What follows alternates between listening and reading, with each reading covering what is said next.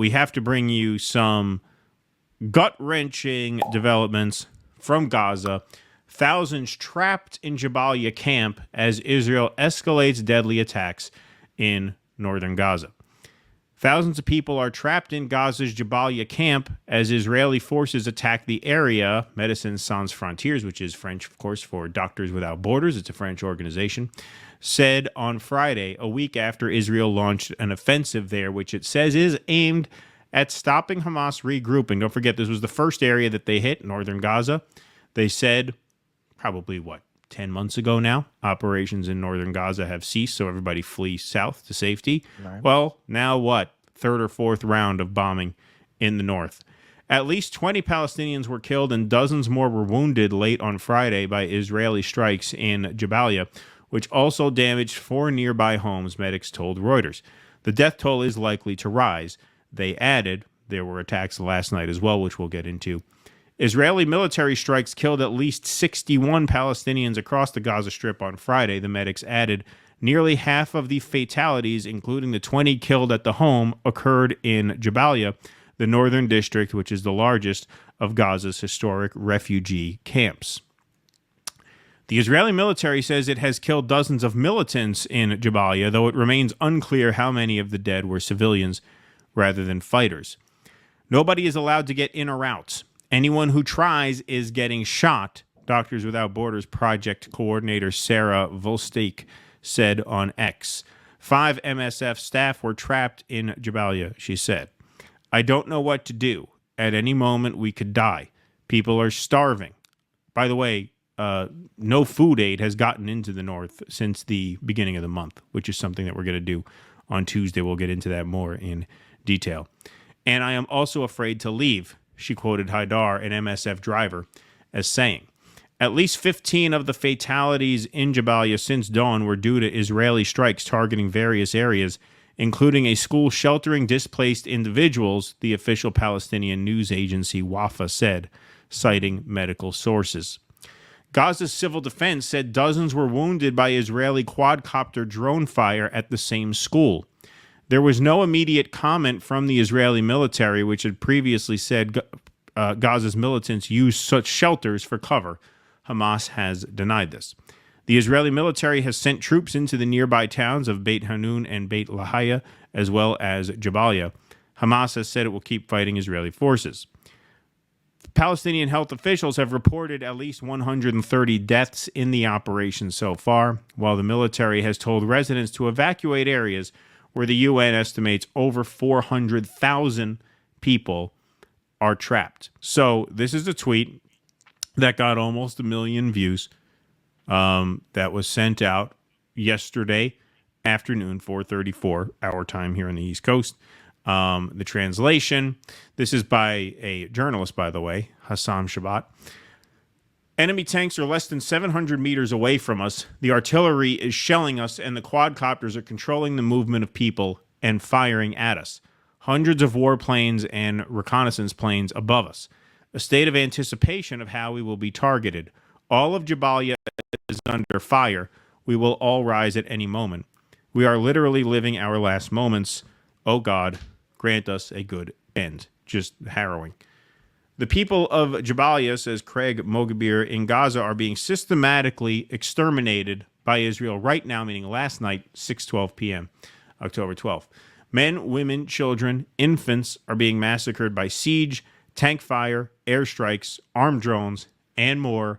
What will it take for the world to stop this monstrous regime? And by the way, this is a good reminder. Hassam Zamlat, who is the Palestinian ambassador to the UK, says this is northern Gaza earlier today. This was tweeted out yesterday. Israeli besieged the entire area and asked around 400,000 Palestinians to leave.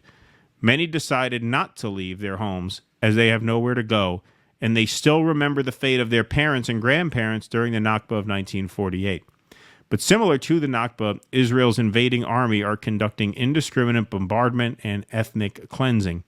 All the hospitals were ordered to evacuate, rescue teams are not allowed in, and journalists trying to report are being shot at, and still some people debate if it's a genocide. Here is the video embedded in that tweet.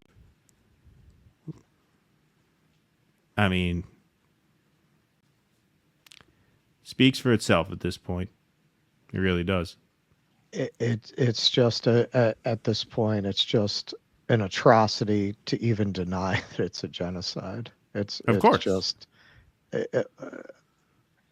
all moral authority this country has ever had is going out the window to defend it. Not that we had much left, to be honest about it, but what shred of it we had left is going out. We're sending missile systems now to Right. Israel to defend it against Iran. Yep. We're not loosening up. We're doubling down. We're going all in on Israel. Yep. Yeah. No, just like you said, it is now an atrocity to deny it's a genocide. It really is. I mean, look at this. This is a region that has already been bombed for a year. How are people living there to begin? I don't even understand how anyone lives there at all at this point. Well, They had we 400,000. funded and supported a genocide in Yemen. Yep. Yep. Mehdi Hassan just did a whole monologue to try to justify his position, and Meaning his support for Kamala Harris, I assume. Yes. And he said, and this part's not true. All American presidents kill Muslims, and he pointed out a lot. It started under Obama. He didn't talk about that, but yes, under Trump, they were funding, aiding, and abetting a genocide in Yemen, and under Obama as well. It wasn't just Trump. And we are going to go and pound our chests and talk about human rights violations around the world.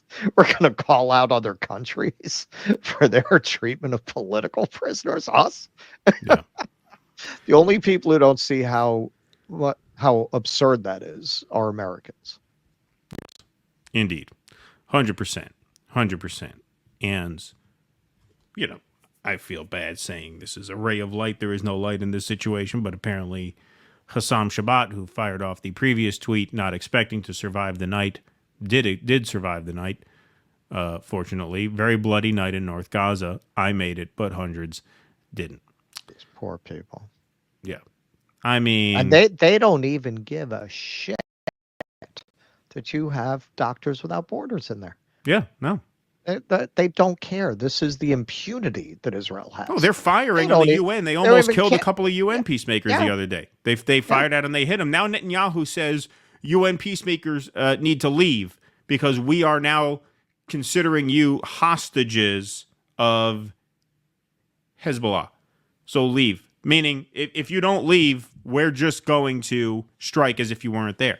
No, I mean, it's fucking terrorism. Israel they are a rabid dog of nations. Yeah. It is like really that's the sense you get. They're just it's a level of impunity. I can't think of another country that's conducted itself in quite this way. Any in modern times. Right. That where we're just absolutely no fear of how it looks at all. Anything that they do. Right. Yeah. No, it is extraordinary, and the horrors continue. That's why, we're saying if abandon Harris and the grassroots Muslim and Arab organizations are rallying behind a Jill Stein protest vote, that's why we're saying in a few weeks, do that, because there has to be some basis for which we organize on certain terms, and this is one of them. This is one of them. If we can organize a general strike, if we can organize massive work stoppages, which the system is responsive to, the longshoremen broke them in 2 days. Defunding Israel has to be non-negotiably a pillar of whatever project or set of demands we work into it. It is unthinkable that we could just perpetuate this with impunity and it doesn't get a mention. Forget about not getting a mention from Trump or any. It doesn't get on MSNBC on Morning Joe. We talked about earlier in the live stream. Guy comes on, the big genius pundit who says Jill Stein's going to cost Kamala Harris the race. Well, I mean, yeah, maybe you're upset about Kamala's not progressive enough. Maybe you wish she were different on Gaza. Maybe you wish she were wanted to ban fracking. Like this, it just doesn't get play. Like there is no one with a big microphone who's going to bring to this issue the attention that it demands. That's why it takes hundreds and thousands of people like us with small microphones to do it. And it just has to spread grassroots because I mean, this is more than a year now. Northern Gaza was the first target hit, and the people of Northern Gaza were told to flee south.